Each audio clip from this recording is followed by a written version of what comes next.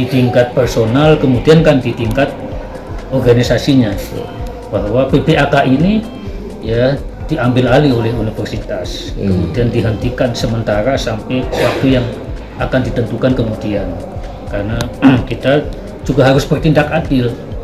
Ya, ini sebenarnya oknum atau kelembagaan DEMA kan begitu.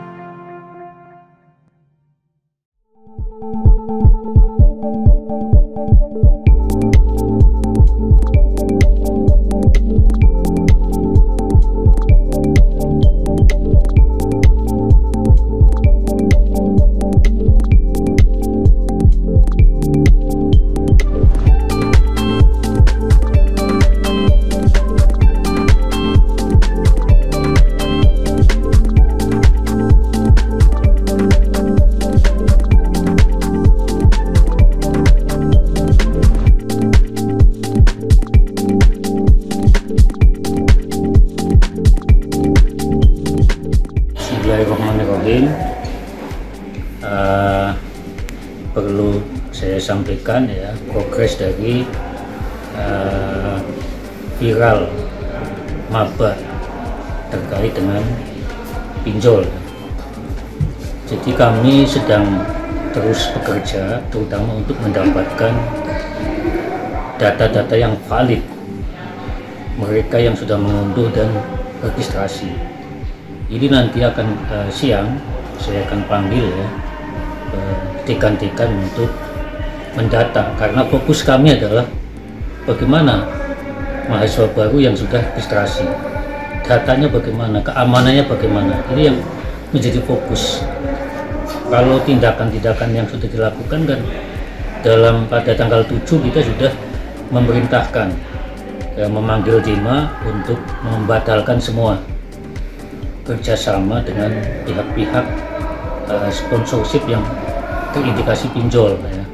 Sudah dilakukan. Tahap kedua sudah memerintahkan Dewan Kode Etik untuk melakukan kajian dan apakah hukumannya seperti apa, itu juga sudah dilakukan. Nah, hari ini kami ingin memastikan data yang sebenarnya berapa, untuk apa, untuk nanti kami serahkan kepada pihak berwenang untuk dilindungi, karena kami tidak punya kapasitas untuk uninstall, memerintahkan. Ini OJK pada saat sama juga sudah melakukan pemanggilan ya, DEMA dan seterusnya sudah sebagian menyerahkan dokumen. Kelanjutannya seperti apa nanti coba dikonfirmasi ke OJK. Jadi kampus bertanggung jawab sampai hari ini untuk ya memperoleh data yang valid ya. Kalau yang kemarin yang beredar kan 500 sampai 2000 ya. Kita ada 4000 mahasiswa baru, 4000 tahun ini, 4000. Saya koreksi ya keterangan saya di media yang lalu, karena ternyata yang ikut maba hari ini jumlahnya adalah 4027 mahasiswa. Nah, jadi nanti dari 4000 ini kemarin ada keterangan setelah kami mencegah lebih dini untuk tidak melakukan registrasi bagi maba karena viral dan instruksi langkah cepat dari rektorat, maka jumlahnya tentu akan lebih banyak yang diselamatkan. Kenapa? Karena tidak ada instruksi dari DEMA berikutnya.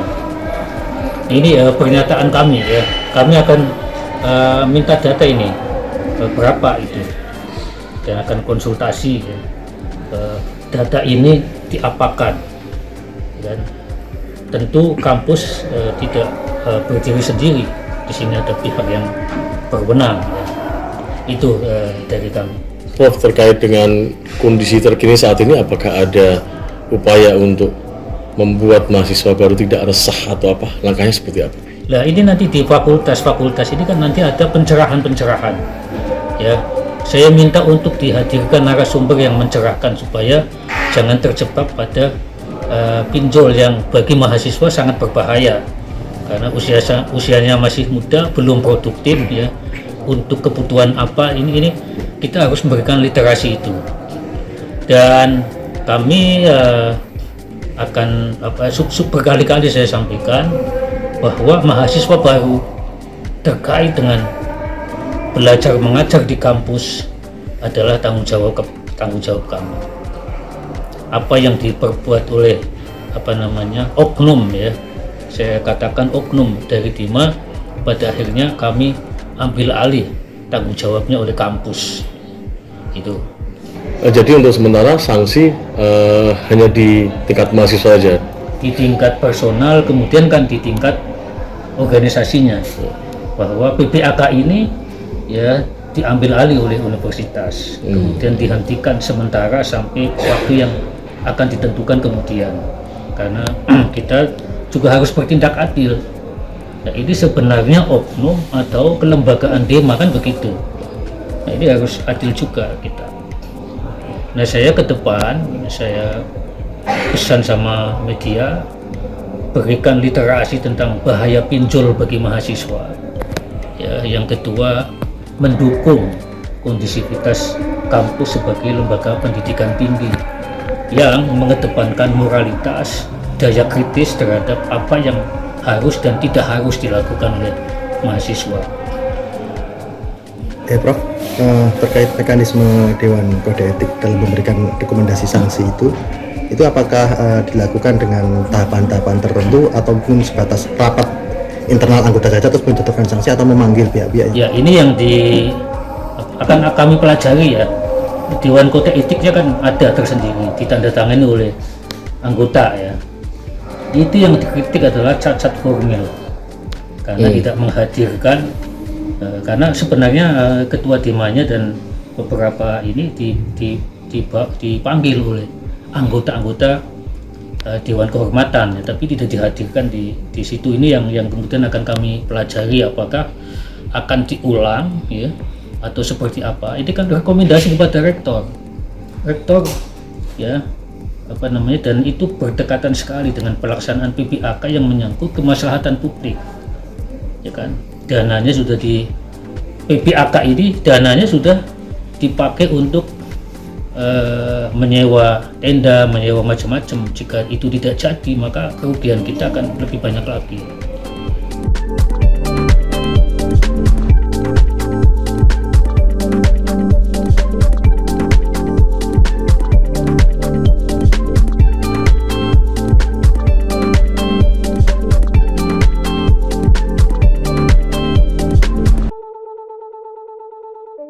Thank you.